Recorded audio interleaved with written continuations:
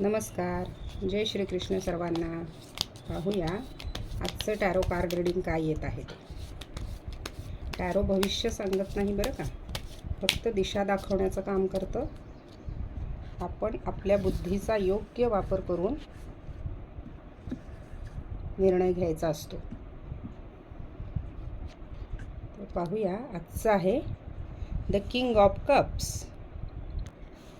बघा, किंग म्हणजे काय? राजा. या राजाचे डोळे बघा स्वप्नाळू दिसत आहेत. तो दूरवर पाहत आहे, पण त्याच्यामध्ये काही कार्य करण्याची इच्छा दिसत नाही, आळशीपणा दिसतोय.